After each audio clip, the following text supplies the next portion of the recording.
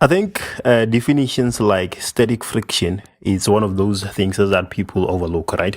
People usually concentrate on Newton's first law, second law, third law, so on and so on. But these kind of definitions are definitions that people oftenly overlook. They don't really give themselves some time to actually go through and memorize these kind of definitions. So I'm expecting that a lot of people actually got 2.1 wrong.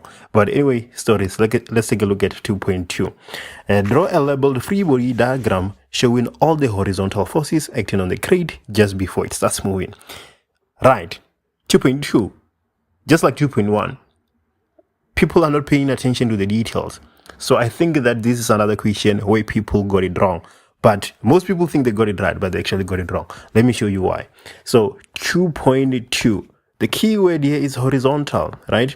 We want to draw a free body diagram showing all the horizontal forces. So if you include the vertical forces, I'm assuming you'll probably get it wrong, right? You'll probably lose 1 mark for every vertical force that you include.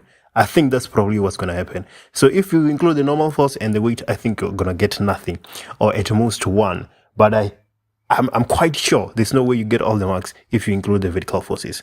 So free body diagram for this object. Let's read through the question statement and see what is happening.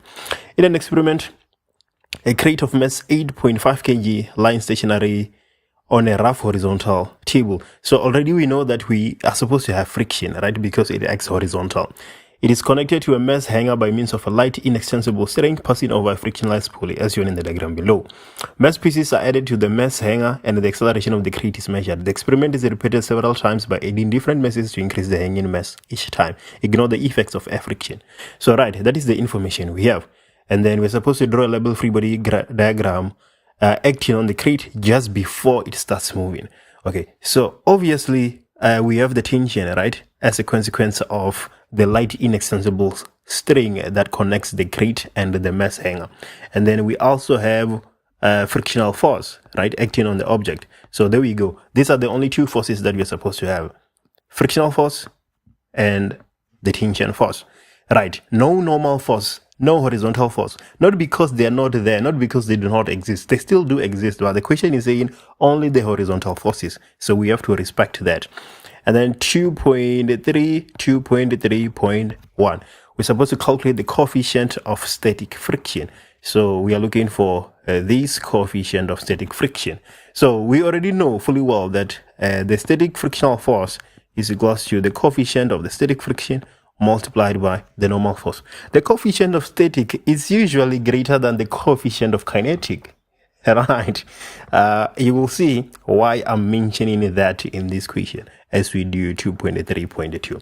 So what information do we have? Do we have the frictional force? Maybe. Let's take a look and see what we have here.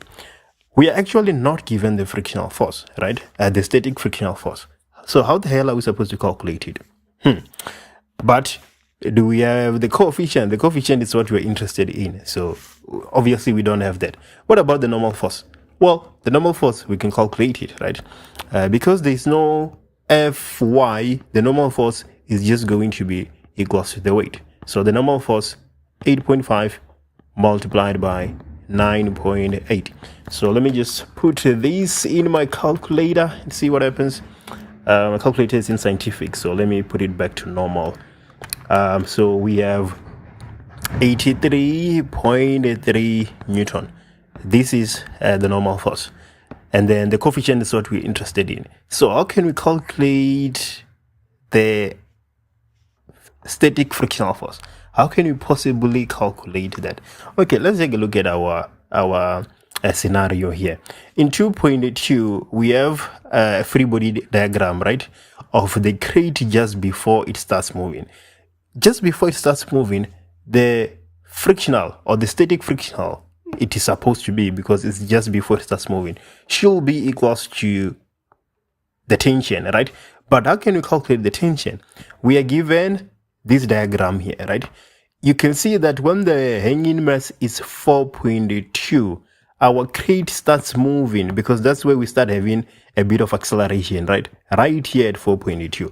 So the static frictional force is equals to the tension, right? But the tension here on the mass hanger with the mass pieces is just equals to the weight, right, of that object. So that is, what is the mass of that thing? Let's take a look. Oh, the mass is 4.2 when we start having an acceleration, and acceleration due to gravity is 9.8. So we have 4.2 multiplied by 9.8, which is equals to 41.16. So we have the static frictional force. So now we can see 41.16 is equals to the coefficient multiplied by 83.3. So the coefficient is going to be equals to 41.16 divided by 83.3, which is equals to 0.49. So that is 2.3.1. Let's take a look at 2.3.2. We are looking for the magnitude of the acceleration represented by y on the graph if the coefficient of kinetic friction between the crate and the table is 0.4. So take a look at this. The coefficient of kinetic friction is 0.4, and we calculated the coefficient of static friction to be 0.49. So we are quite convinced that the answer we have in 2.3.1 is correct, because if the coefficient of kinetic friction was greater than this one for static friction, we should be worried, because we know fully well that that should not be the case. So there we go. We have the coefficient of kinetic friction, and then what else do we have? We are looking for the acceleration at y. So we do have the mass, we have the hanging mass, right? So the hanging mass is equals to 7.4.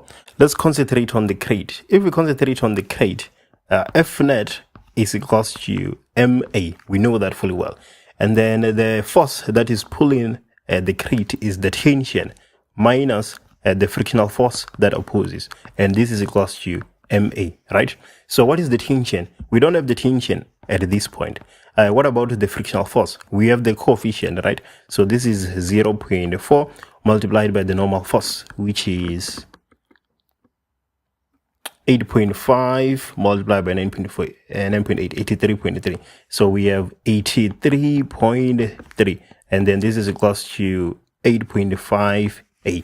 So tension minus, so 0.4 multiplied by 83.3, and this is equals to 33.32, and this is equals to 8.5a. Okay, so it seems like we are in a we are stuck here. We have the tension, we have the acceleration, and we have two variables, right? So we need another equation. So let's concentrate on the mass hanger. The mass hanger, the free body diagram, it should be the weight and the tension, right? So why is it going down? It is going down because of the weight. So weight minus tension is equals to 8.5, not 8.5a, but the mass of the hanger, which is 7.4a. So the weight 7.4 multiplied by 9.8 minus the tension is equals to 7.4a. Okay. Obviously, in place of tension, we can substitute, we can make the tension the subject of the formula in this equation. So it is going to give us 8.5 acceleration plus 33.32. So instead of having tension there, we can say 7.4 multiplied by 9.8, which is 72.52, minus 8.5a minus 33.32 is equals to 7.4a. So minus 8.5 minus 7.4, and that is minus 15.9a. This is equals to 72.52 minus 33.32. It is equals to 39.2. But when you take it to the other side, it is going to be minus 39.2. So the acceleration is equals to minus 39.2 divided by 15.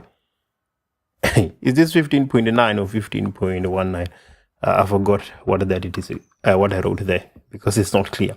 So minus 39.2 divided by minus 8.5 minus 7.4. I can just do that because I'm not sure what I wrote there anymore. So the acceleration that I'm getting is 2.47 meters per second squared. That is the answer to 2.3.2. And here's the question for you, 2.4. A 5 kg block is now placed inside the crate and the experiment is repeated. How will this affect the maximum static frictional force now experienced by the crate? Okay, choose from increases, decreases, or remain the same. Give a reason for your answer. So what is your answer to 2.4 and why are you saying so? Apart from that, let me know which question you want me to do next. Here we go.